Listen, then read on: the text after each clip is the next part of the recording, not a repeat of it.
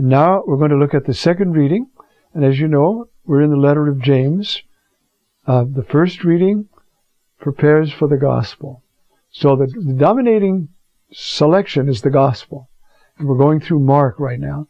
And we have now the text, as you'll see in Mark, where Jesus predicts his passion and Peter tries to talk him out of it. And boy, he hears from Jesus. And so we pick an Old Testament text that shows the servant and a psalm that shows the suffering man being delivered. Now, James follows his own trajectory. And it fits sometimes easily and sometimes not, but it's very precious. It's usually Paul, sometimes Acts, Revelation, but right now we're going through the letter of James. Okay. So, James, the practical man. What good is it, my brothers, if someone says he has faith, but does not have works? Can faith save him? That's a challenge, right? Because Paul says we're saved by faith. Now, is he trying to contradict Paul? No, he's trying to straighten these people out. Does Paul have works? He's traveling all over the world, preaching in languages he doesn't even know. He gets shipwrecked. He gets rejected. He gets stoned. They left him for dead. Maybe he was dead and they raised him. Who knows? He's betrayed by his own, whom he loves. He's got works. Not a problem with Paul. Problem with us. So James is concerned, I believe I'm fine. You see, my friends, this is why I want to talk about faith and culture. I get to Mass every Sunday. And do you commit adultery during the week? I mean, there's more. It's a life which we offer to God in response for his incredible mercy and generosity and initiative. We believe because he gave us faith. That's why that beautiful text we had from St. Thomas. See, that light moves the will. Truth becomes a pedible, and we want it, and we yield to it, and that's why we believe. Okay. What good is it, my brothers, if someone says he has faith and does not have works? Can that faith save him? No, that faith can't. That's like I'm saying, I go to church every Sunday, but I commit adultery during the week. That faith will not save you. It's better than not going, because one of these days you might have a conversion. But it's not going to help you. Okay. Now he gives an example. If a brother or sister has nothing to wear and has no food for the day, and one of you says to them, "Go in peace, keep warm, and eat well," but you do not give them the necessities of the body, what good is it? Blah, blah, blah. That's faith? No, that's not faith. Faith is a life. Faith is a way of knowing. Faith is having the divine reality permeate your consciousness, your body, your emotions, your will, so that you live like a Christian. You see, it's not enough. Indeed, faith of itself, if it does not have works or culture, is dead. Indeed, someone may say, "You have faith and I have works. Demonstrate your faith to me without works, and I will demonstrate my faith to you from my works."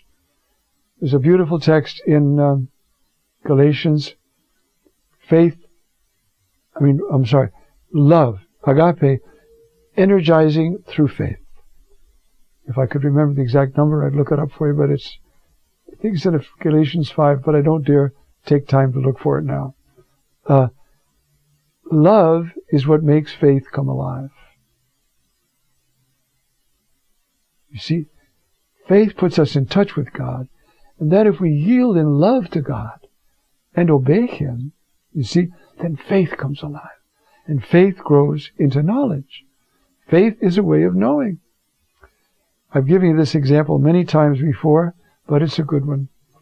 Someone once said to Mrs. Einstein, "Do you know Dr. Einstein's theory, Mrs. Einstein?" She said, "No, but I know Dr. Einstein." You see, faith gives us that kind of knowledge of God. Okay, so I want to go back now and continue our discussion about culture, because works comes down to culture. Do we do anything about it? Are there arguments in the home? Are the kids not cared for? Are you too busy with whatever? Or is it a living? Because after all, the church, the family, is a domestic church.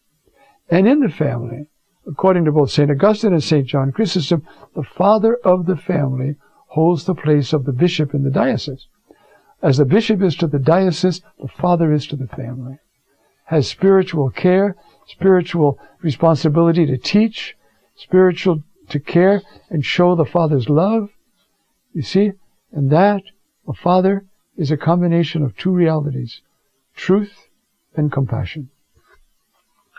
Both. One without the other. Truth without compassion is harsh. Compassion without truth is sloppy. It's both. Okay. And so, and we go on with this consideration about culture. In our culture now, and I've traced it briefly before sometimes, there is no faith. God is systematically excluded from the culture. And the result? Death. Death. It's a culture of death. Death is the solution to every problem. A woman pregnant, not at a convenient time, or because of a mistake, or now she's... Solution? Death. You're fighting with this other nation? Solution? Death. Down here in Washington, every once in a while you read in the paper, 2 boys were fighting over basketball shoes, and one pulls out a gun and kills the other. Solution? Death.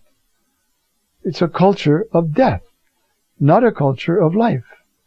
And what hangs over it like a pall, governing all of that, is abortion. That is where you see the reign of the culture of death. And it affects everybody, including those who have abortions. Okay. Now, that 11 years after that quote I gave you, John Paul II is now addressing the Council for Culture. He established a Council for Culture because a faith which does not become culture is a faith which has not been fully received, completely embraced or thoroughly thought through. Faith has to produce a way of life. Well, do we have to start with the whole culture? No. Start with a family. Start with a group of families. It will become so beautiful. People will knock down the doors to join you. It happens all the time in the neighborhood. Christian family, and the others say, "What are you doing? Your kids love you. They obey you. They come home when you call them. They like to be around the home. They look at peace. You too look at peace. What's your secret?" That's how you evangelize. Okay. So, this is John Paul II. It's an address he gave in 1994. The phenomenon of non-belief. That's where Europe is in its captivity right now. Non-belief. There's not a question of invoking God or thinking about God. We're going to have the European Union. We're going to have shared economics. We're going to have all on my will. We're going to take care of the poor. Why? Because they bother me. No. Because they bother Christ. They bother the poor. That's why. We're not going to have a perfectly just society so that we can strut. We're going to have a perfectly just society that Christ is served. And so, the phenomenon of non-belief, together with its practical consequences, which are the secularization of social and private life. Try bringing up God at a bridge table. See what happens. Can you go home? So secularization of social and private life, religious indifference, or even the unequivocal rejection of all religion, as the preface to the European Union's statement, right? Not a word about the Christian faith, which is that which gave Europe its power, its art, its thought, its civilization, never mentioned. John Paul II called them to task. So now there's a little line in there. We recognize our religious origins. They're not religious origins, they're the Christian faith. However, remains one of the most urgent matters for your reflection to this group that he founded, this Council for Culture. It would be appropriate to seek this non-belief its cultural, historical, social, and intellectual causes, and at the same time to promote a respectful and open dialogue with those who do not believe in God or who profess no religion, organizing meetings and exchanges with them, have you done in the past, this cannot but be productive. I remember listening, this comes to me at this moment, Cardinal Martini, who had been a close friend for years. I had him as a professor, actually, and he was the president of the board when I defended my thesis. And then he became the Bishop of Milano. I would fly up to see him. Now he's retired. He lives in the Holy Land. But anyway, he had open conversation with atheists. And I went to one of them one night. It was beautiful. It was so respectful on both sides. But so clear. Where is the difference, you see? Can you interpret what you see correctly? It was really an eye-opener for me. That's the way you dialogue. Okay? Now, I want to look now, into the reality of the secularization of social and private life, religious indifference, or even unequivocal rejection of all religions. Why? Because, my friends, this is our culture. This is our culture.